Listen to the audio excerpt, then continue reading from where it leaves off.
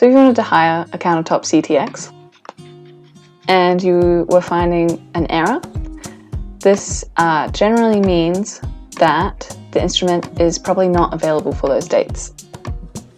We do try to keep a large fleet, but sometimes they're just not available and they're fully booked out. If you do get something like this, sorry, no quantity is not available, this just means that you need to change your dates a little bit as the instrument is booked out. So if we did it a little bit later than what we had, and you put in the dates, there we go.